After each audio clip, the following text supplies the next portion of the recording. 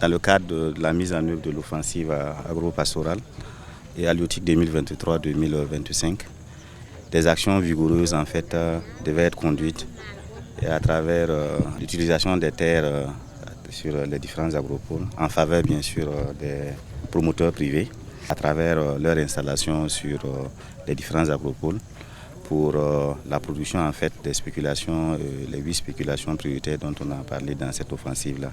La première visite à Bagré, c'était déjà de constater des visu en fait la disponibilité de ces terres-là. Et Bagré, qui est l'un des agropoles majeurs au niveau du Burkina, de constater un peu l'existence de ces terres, voir dans la mesure du possible quel type de stratégie nous pouvons peut-être utiliser pour pouvoir mettre à disposition en fait ces terres.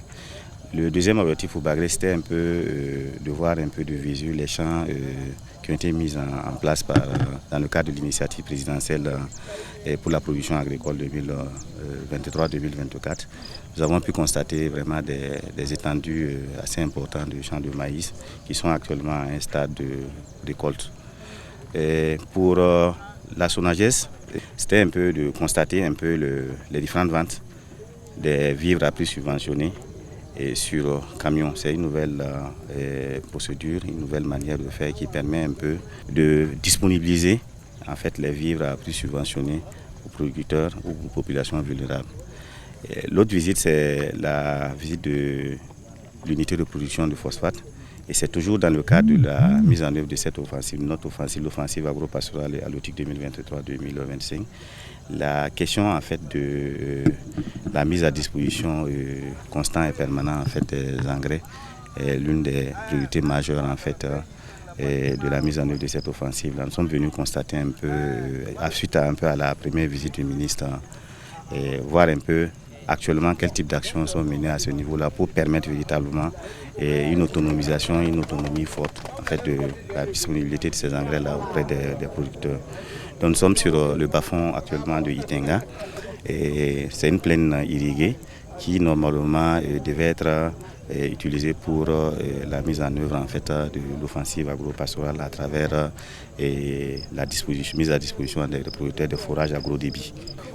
Les encouragements ont été fournis aux producteurs pour permettre véritablement d'accompagner en fait, la mise en œuvre de cette offensive-là et des promesses ont été faites pour qu'ils puissent arriver à disposer dans un bref délai du forage à gros débit pour pérenniser les actions et continuer en fait, la production de campagne sèche. Il faut dire que la production sur 1000 hectares, notre rapport a été quand même très important dans la mesure où nous avons sécurisé ces populations-là qui auparavant avaient déserté les lieux. Voilà, mais par notre intervention sur le terrain, ils sont revenus, ils ont procédé à la production voilà, dans leurs champs. Voilà. Et nous également, nous avons avec nos camarades VTP, nous avons participé à la production sur une superficie d'environ 100 hectares. Monsieur le ministre qui nous a encouragés, qui nous a félicités voilà, à poursuivre dans cette lancée-là, de sorte que voilà, des initiatives de ce genre-là puissent voir le jour voilà, dans d'autres zones, dans d'autres villes, pour permettre aussi à ces populations qui ont abandonné leurs terres afin qu'ils puissent aussi revenir produire dans la sécurité.